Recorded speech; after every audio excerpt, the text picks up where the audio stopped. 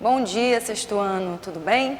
A nossa aula de hoje, nós vamos começar fazendo a correção da tarefa de casa, tá? Em seguida, nós vamos dar continuidade ao capítulo 1, Organização do corpo humano, tá? Então, vamos abrir o livro na página 266, para a gente poder fazer a correção. Primeira questão diz o seguinte: o microscópio eletrônico foi fundamental para compreender a organização e o funcionamento das células. É possível verificar isso observando as duas imagens a seguir. Compare as duas células ilustradas e responda as questões, tá? Item A. Quais são as principais diferenças entre essas representações? Então, quando a gente observa essa célula A e essa célula B, a figura A ela vai representar uma célula vista em microscópio óptico, tá? O qual tem menor potencial de ampliação e, consequentemente, não permite visualizar detalhes da célula. Então, a gente vê bem grosseiramente as estruturas celulares, tá? Já a figura B, ela mostra mais detalhe, como vocês podem ver, pois o microscópio eletrônico tem um potencial de aumento muito superior ao do microscópio óptico. Então, na imagem A, a gente tem uma imagem de uma célula vista com microscópio óptico, que não dá tantos detalhes, tá? E na célula B, na figura B, nós temos uma célula vista ao microscópio eletrônico que nós podemos ver todos os detalhes das estruturas internas dessa célula, tá? Agora, vamos para o item B.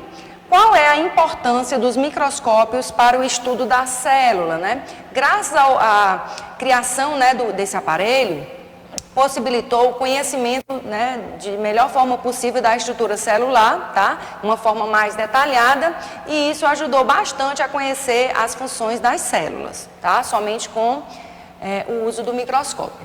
Vamos agora para a página 267, tá? Interação.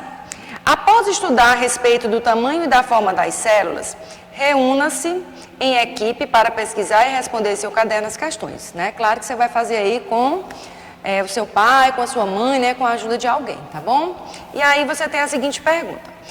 Primeira, por que as células são tão pequenas, As células são pequenas, gente, porque se seu volume for muito grande, elas não serão capazes de absorver os nutrientes suficientes ou de se livrar de resíduos, com maior rapidez para que possam se manter vivas, tá? Então, por isso que as células, elas são bem pequenas, em diâmetro. Segunda questão. Como as células conseguem manter formas tão diferentes, tá?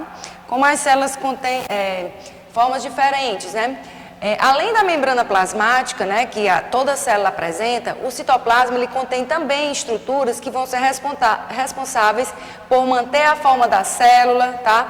Manter a posição das organelas ou dos organóides que vão estar dentro dessa célula, no citoplasma. E essa região ela é chamada de citoesqueleto, tá? O citoesqueleto que é responsável por manter a forma da célula, tá? E também auxilia nos movimentos, de algumas vesículas que vão estar presentes no citoplasma dessa célula, ok? Então, agora nós vamos passar para a página 269, também o tópico interação.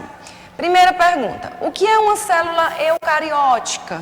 Tá? Uma célula eucariótica, ela é a menor unidade morfofisiológica, ou seja, morfológica e fisiológica dos seres vivos.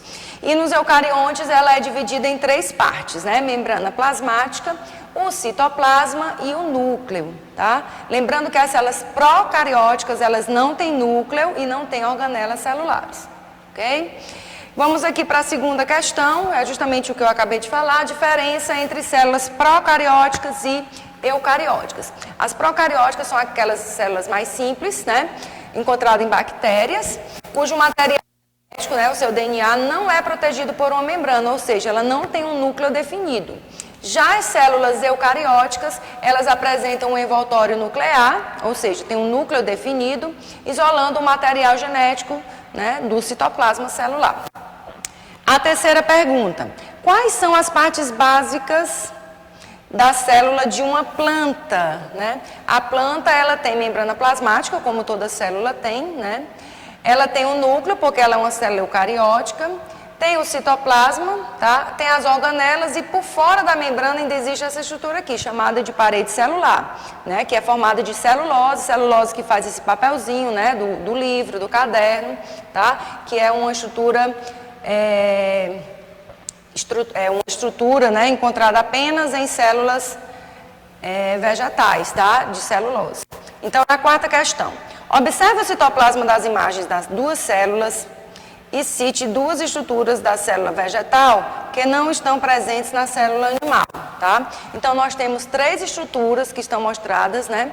Que foram mostradas nas células eucarióticas, animais e vegetais, e que, no caso aqui da pergunta, eu estou perguntando quais são as 3 que são encontradas apenas em células vegetais. Nós temos a parede celular, que ela é composta de um carboidrato chamado de celulose.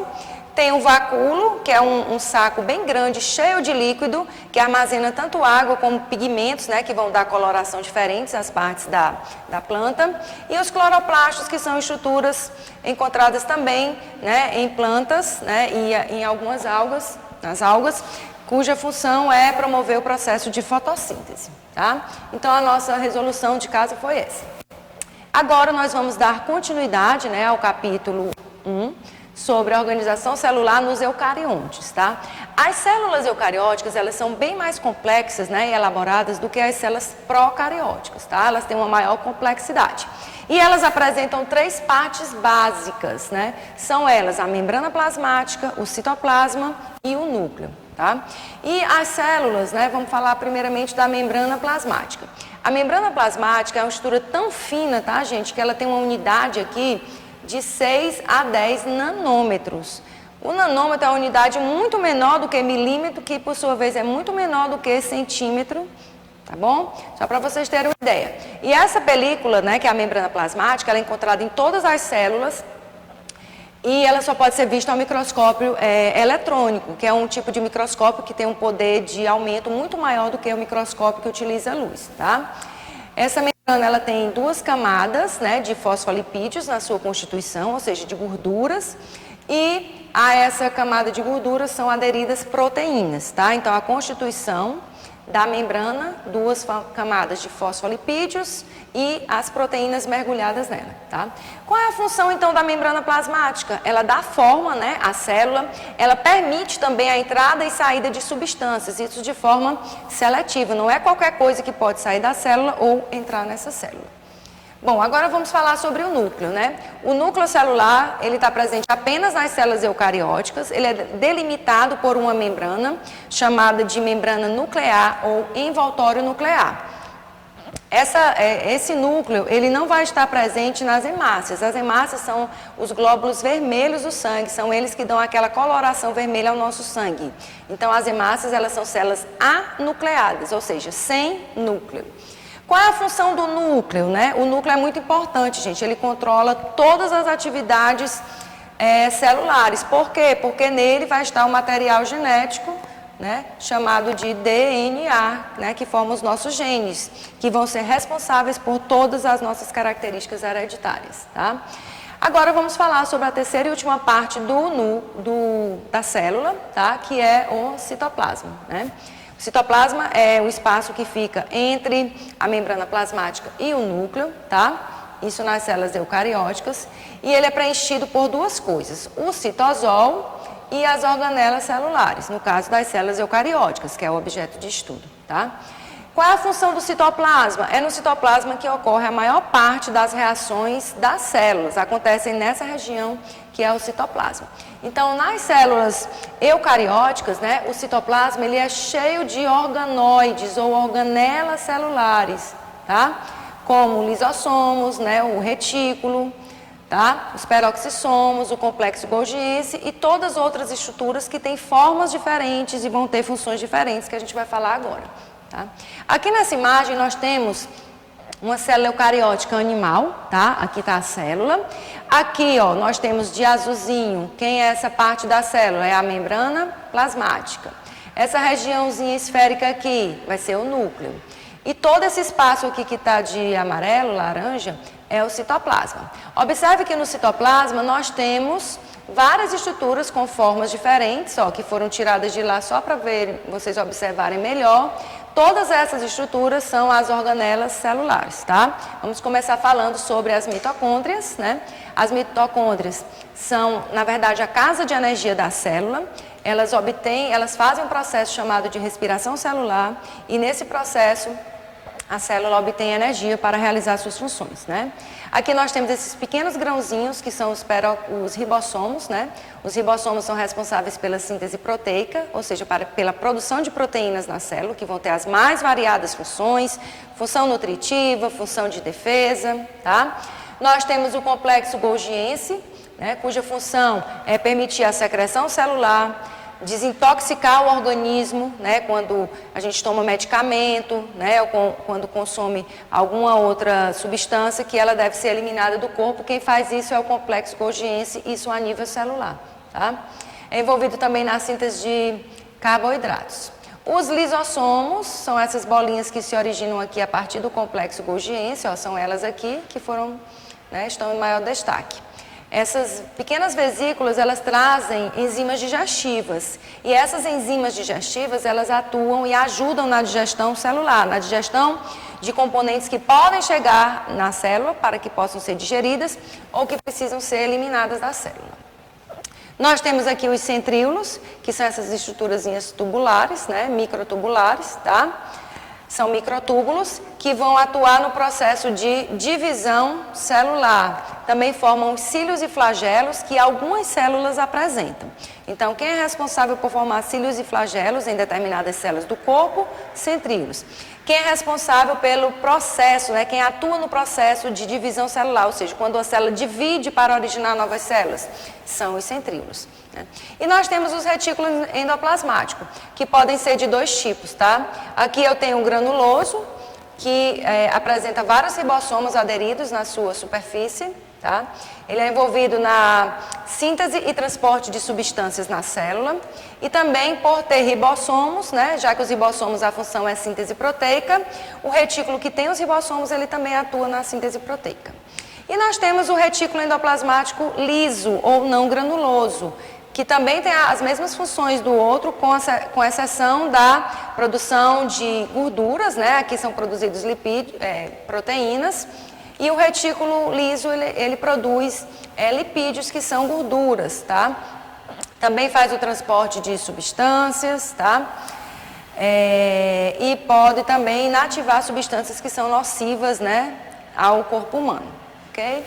Então aqui a gente só colocou, né, agora para a gente concluir, os 4 tipos básicos de tecidos do corpo humano, tá? As células, de acordo com a sua forma e função, elas formam os tecidos. Nós temos 4 tipos de tecidos do corpo humano: epitelial, conjuntivo, muscular e nervoso. Os epiteliais, né, revestem a nossa parte do corpo externa e também interna, tá?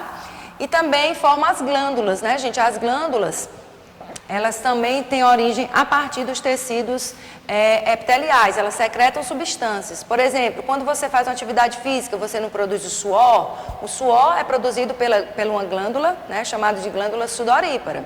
As lágrimas, né, elas também são produzidas por glândulas, chamadas de glândulas lacrimais, tá bom? Então, tudo isso é tecido epitelial. O tecido conjuntivo, ele é formado por células, né? Várias células diferenciadas e também por matriz extracelular. Ela é classificada em tecido conjuntivo adiposo. E o que é o adiposo? É o gorduroso, né? Fica abaixo da nossa pele. O cartilaginoso, ele também dentro aqui de tecido conjuntivo, ele vai formar as cartilagens do meu nariz, né? Da minha orelha, tá? O tecido ósseo, que vai formar os ossos do meu corpo. O tecido linfático, que vai formar um tecido que vai filtrar, né, os líquidos do meu corpo e eliminar substâncias nocivas. E o tecido sanguíneo também é um tecido conjuntivo, né, que vai formar o meu sangue, transportar nutrientes, oxigênio e tudo mais. Tecido muscular, né, o próprio nome diz, ele vai formar os músculos do meu corpo. Ele pode ser de 3 tipos, né? Pode ser estriado cardíaco, que vai ser encontrado no coração.